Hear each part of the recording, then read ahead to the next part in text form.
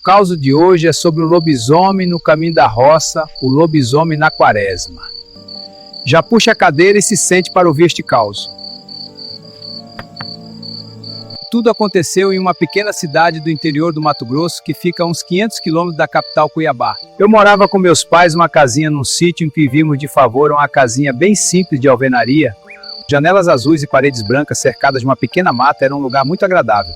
Eu e meu pai trabalhávamos na roça que ficava a poucos metros no fundo da casa. Não era uma roça muito grande, mas é de lá que tirávamos o nosso sustento. Para trabalhar e para chegar na roça tínhamos que passar numa pequena trilha que cortava o mato. Era um caminho tranquilo do qual eu gostava muito, pois era bem fresco e muito sossegado. Se ouvia apenas o canto dos pássaros e dos gregos. Meu pai íamos cedo e a gente voltava a entardecer. O almoço era na roça mesmo. Eu não tinha os vizinhos por perto, o mais próximo ficava a 15 quilômetros da nossa casa. Era o seu Mané, chamava ele assim, mas seu nome mesmo era Emanuel.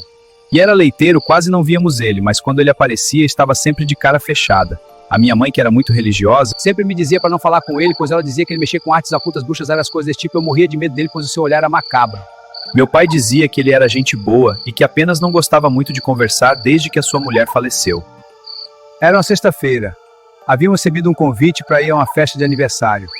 Na cidade do Carlinhos, amigo da família e dono do sítio que moravam, ele comprava a mercadoria nossa para vender na mercearia que ele tinha na cidade. O aniversário seria da filha dele, que estava fazendo 18 anos. Então naquele dia eu não via a hora do serviço na roça terminar para irmos logo. Para a casa dele, já que seria a primeira festa de aniversário que eu iria, eu estava muito ansioso. É apenas 18h30 da tarde que era a hora. Que acabar o serviço, recorrer às ferramentas e fomos para casa. Quando chegamos bem na entrada da trilha, sentimos um clima estranho, como se o ar...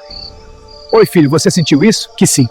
Continuamos andando e de repente o cheiro podre tomou conta do local. Era uma mistura de carniça e ferro e enxofre. Eu nunca vou me esquecer. Meu pai disse, será que morreu algum bicho no mato?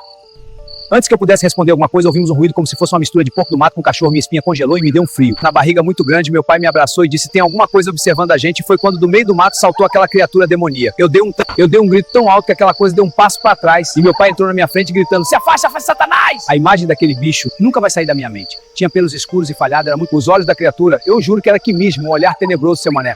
Mas como estava aterrorizado, não continuei olhando para ter certeza. O meu pai andava sempre com um facão na cintura. Então ele puxou o facado e dessa bicho, e não chega perto se não te fura inteiro. O demônio pareceu ter entendido, deu um grunhido parecido com um cachorro uivando.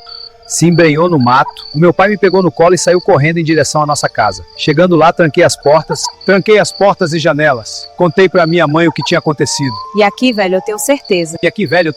E por fim acabamos não indo na festa por segurança. E no outro dia meu pai e eu fomos na cidade e contamos o que havia ocorrido para o Carlinhos. Surpreendentemente, disse o velho, deve ter voltado a mexer contigo de novo. Os dias depois do ocorrido, seu Mané foi embora e nunca mais ouvimos falar dele. O que era aquilo até hoje eu não sei, também não sei se tinha relação ou não pro seu Mané, só sei que foi uma das piores experiências que já tive na vida. Este foi o caso de hoje. Boa noite a todos.